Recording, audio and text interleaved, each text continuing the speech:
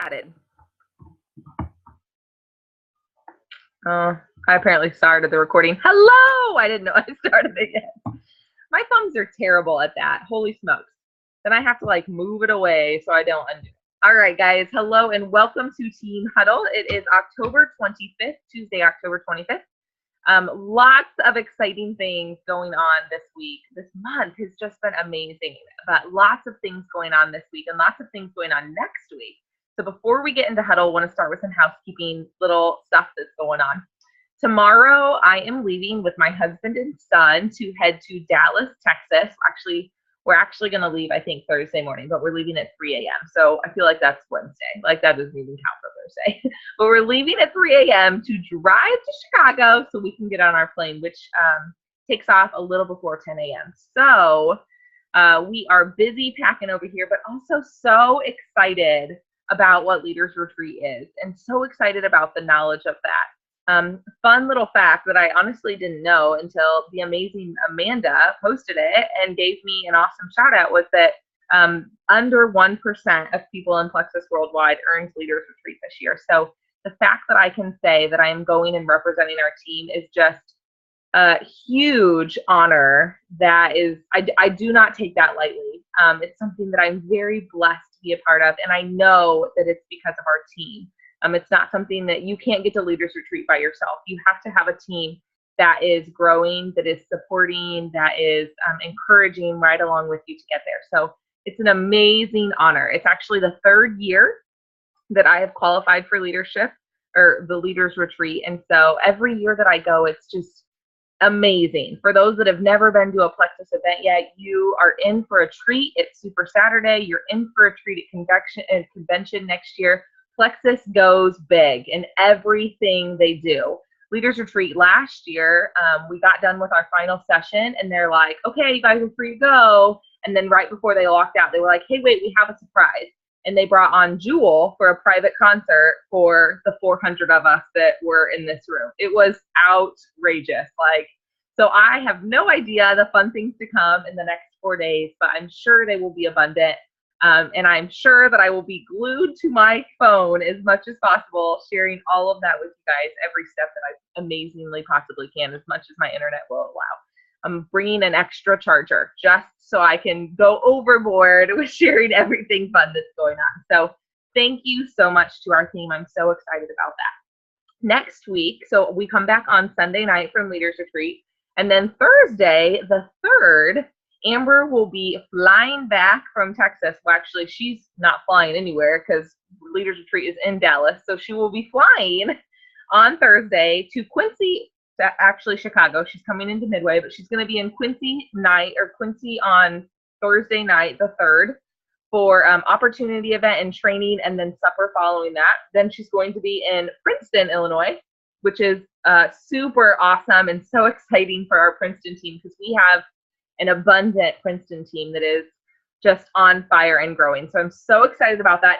And it will be the first time I have met almost all of our Princeton team. So I cannot wait to hug you guys and just see you guys in person, finally get away from Zoom. I feel like I know so many people through Zoom, but it'll be fun to actually be real with people, real there with them. Same thing, we'll be doing opportunity event, ambassador training, and then supper following that, or actually before that. We're doing supper before that in Princeton.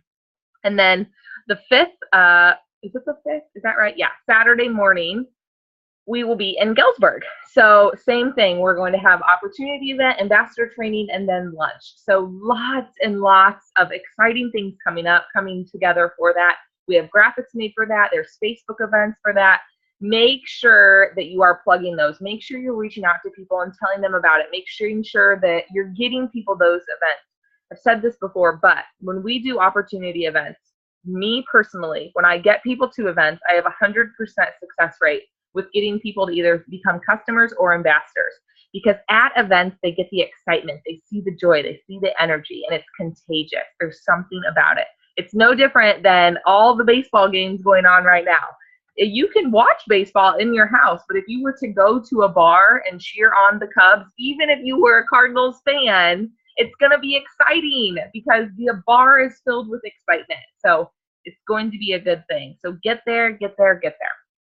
All right, tonight I'm excited to chat with you guys about something that has been on my heart for a while now, but the sermon that I was able to listen to on Sunday just kind of put it all into perspective, and I am ecstatic to talk with you guys about this. So we're going to talk about purpose, passion, and perseverance. I know, like the 3 Ps, but I don't even know how that happened. It just did. It wasn't on purpose, I swear. So passion. I want to talk to you guys about passion, but before I talk about passion, I want to talk about purpose. What is your purpose? Purpose is something that I believe that God has given each of us. It's a God-given thing. It's the root of what we are. For me, my purpose is to help others. It's something that I've always known. I love people in general. It's just what I do. From being a big sister, I'm the oldest of 4, to leading a camp full of kids all through high school and all through college. I worked out at Living Springs Camp in Lewiston, Illinois, and was a leader for that. I loved that.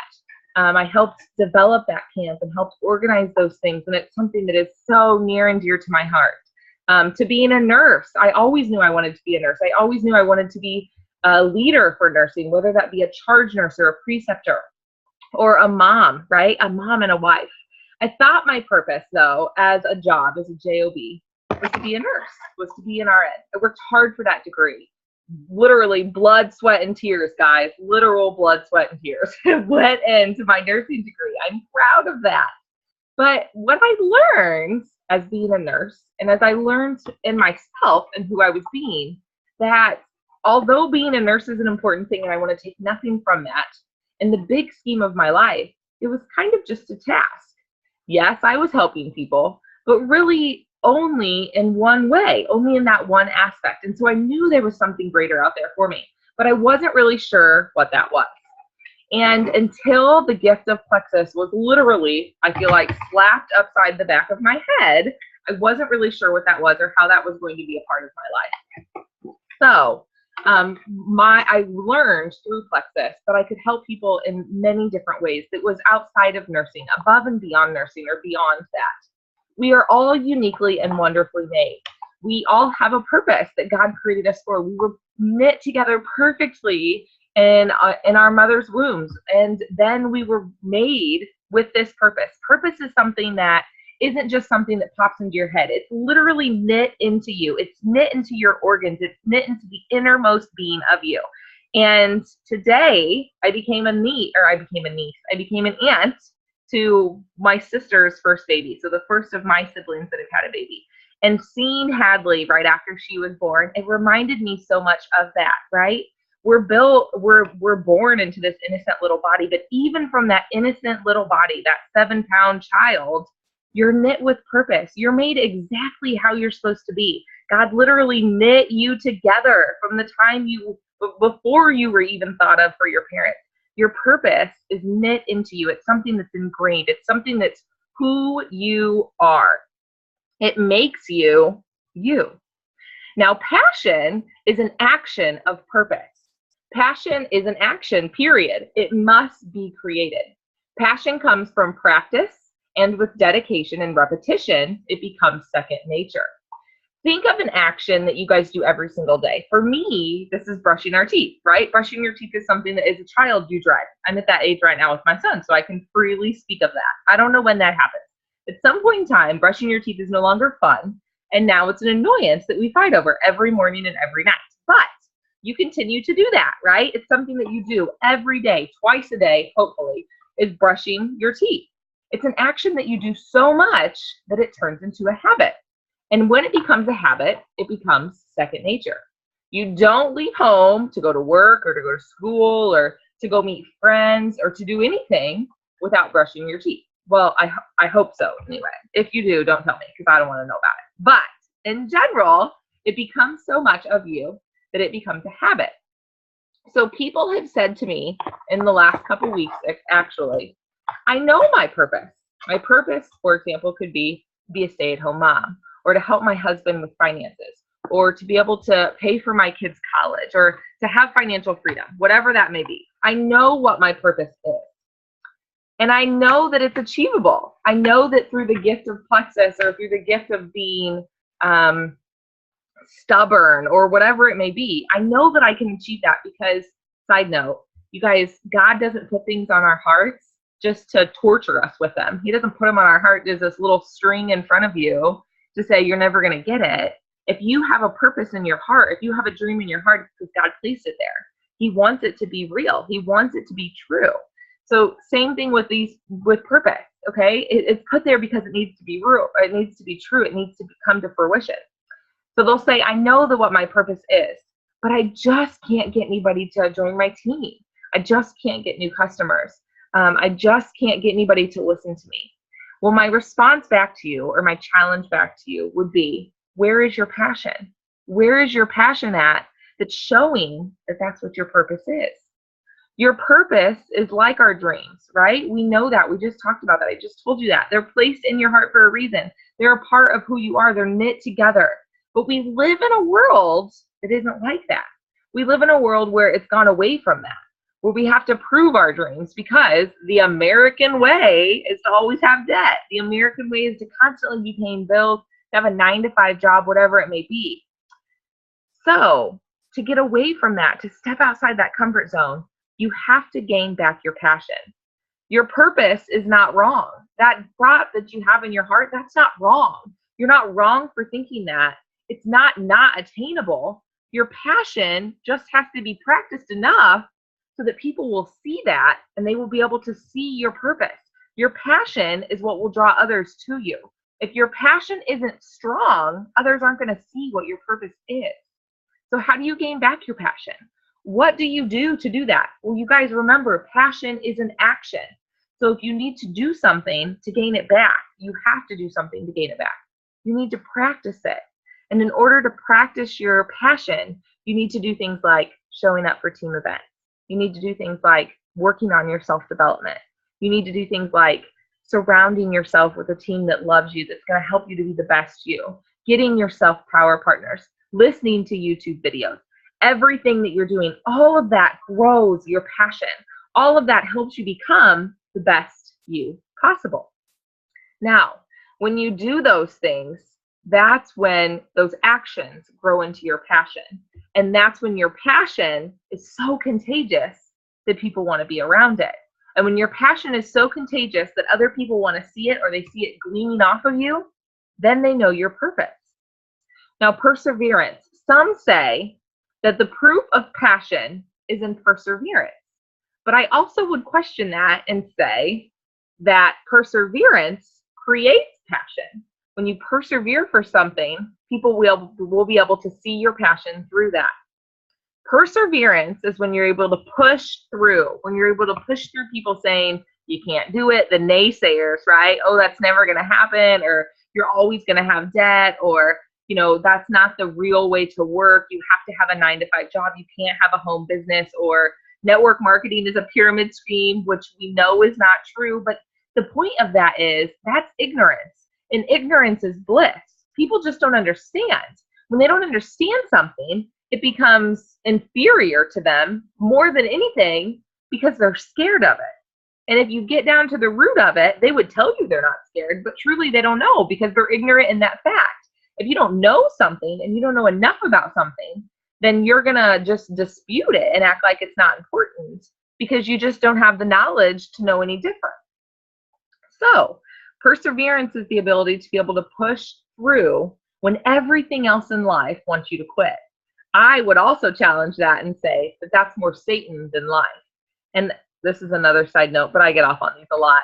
If you are truly feeling that you're at a place in your life where you're stuck, or you feel like the boulders are just being thrown at you left and right, then I would also challenge back to say that's because God has something so greatly planned for you that Satan's going to do everything he can to push that away. I feel like people forget that Satan was an archangel. He stood at God's feet, you guys. He stood next to him in the throne. He knows the secrets. He knows the plan. He was a part of that. We forget that Satan has that knowledge. He's not dumb. So when you are at a point where you're at a breakthrough, when you're almost succeeding in whatever you're trying to do in life, Satan's going to do everything he can to push you away from that.